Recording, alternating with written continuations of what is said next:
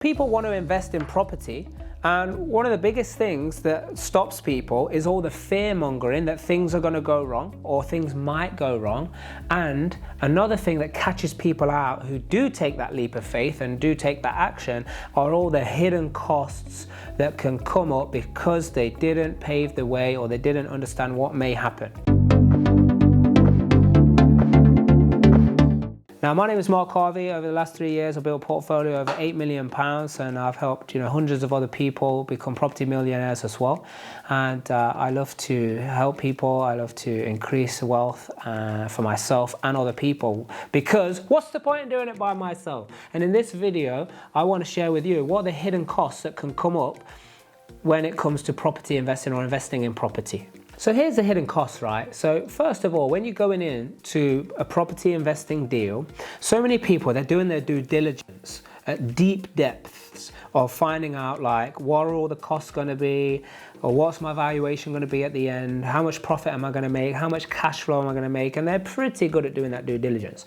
And then what happens is, as soon as the green button is pressed and we start going, it's as if all of that has just fell out the window. Because I'll tell you what's not happening. And partly it comes down to you, but partly it comes down to your builder as well, and getting the right builder. Because builders are just kind of lowballing people, just saying, oh yeah, well, if that's what you want, like they're quoting based on what you are saying that you want done. But the hidden cost is, are the relevant reports happening? Is an asbestos report being done? Has it been looked at a damp? Are the proper things being picked up during a survey? Now, this is something that an experienced builder will do for you, yeah, or a builder doing the right thing for the right reason. If builders are just wanting to say, hey, okay, yeah, let's give you a price for what it is that you're saying and add all these things on later, it can be very costly to your money, to your deal, to your confidence, and to your belief system of like, okay, how is this all going to pan out? Yeah, I'm working on a deal recently, and already there was £10,000 left in the deal. Now, if you don't understand about money in deals, money out deals, go to the YouTube channel. There's other deals where we talk about how to do money in, money out deals, how to get paid to own a deal, to own a property, so you can check that out there.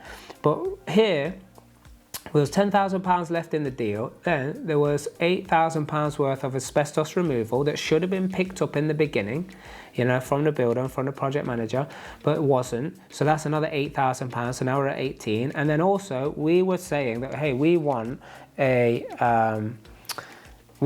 fully licensable. There was 5 studios on this particular project. We want it fully licensable, so everything is done to regulation. So that's what we're quoted for. But then it so happens that windows were not going to be done to regulation, so there's another £5,000 plus. Then there is a delay on the project, which was first 2 weeks and then 4 weeks. So probably going to be more like 6 or 8 weeks. So these are where all the hidden costs come in from. Not managing your project properly, not knowing all the dates that you're supposed to have certain aspects of the project ticked off by. If you just let things lie and you're hoping it's all going to come together in the last few weeks, you are mistaken. Yeah, this is where you got to think, here's your cost, right? First of all, there is the direct cost, what people see, which I've already explained. So it's like, okay, this needs adding on to your bill, so people can see that cost. Here's the hidden cost. The hidden costs are, well, now I'm gonna have to, if I'm delayed, I'm gonna now have to pay more on monthly bridge loans or more interest on the money that I've borrowed, more investor interest. This might also chip away from confidence and belief of being able to deliver a project and being able to pay people back when I said I was going to be able to pay them back. But it also is a loss of rent as well. If I'm 2 months behind, that's 2 months worth of rent that I am now not receiving. Yeah, not only that, but it also is taking up my mind time. So now my mind time is taken up on trying to firefight, trying to overcome, these challenges that I have. So one, it takes up my mind time, but two, it may stop me from going on to the next project sooner. Even if I can raise more money, which, I can, and we've trained many other people to do the same, well, if I raise the money for that deal, then if I can get the money back out of this deal, I could be doing another one as well. So not only does it slow things down that way, but it stops me moving on to another deal. And if I'm expecting money out of the deal on top of the initial investment, that also is that time that I'm not having that money and putting that money to work. You know, because I should be putting that money to work somewhere else to be getting a return. Yeah, so if I'm going to get 45k out of a deal, so I pay everything back to my investors, to everybody that lent me the money in the first place, the bank, the bridge loan, etc.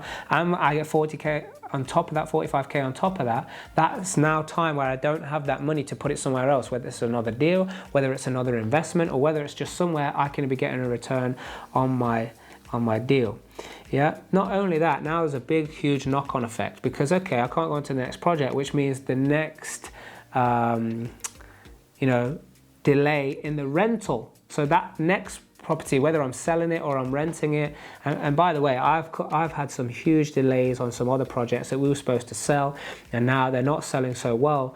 For whatever reason that is, but I know before 2019, I think it was, yeah, 2019 of March, when the world went into lockdown, or especially the UK.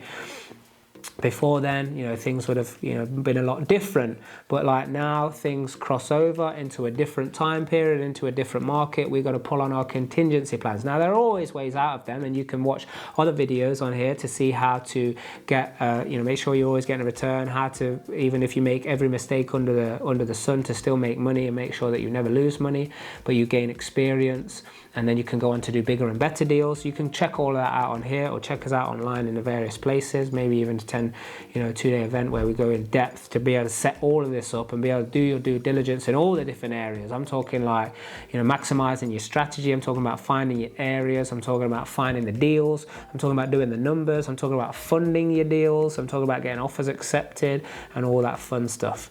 So you might want to do that. But to sum this up and summarize what we've been talking about here, there are hidden costs, and if you don't build the right team and you don't know enough yourself, I mean, you don't need to know how to do the build project, you just need to know enough to know if that build team is doing it.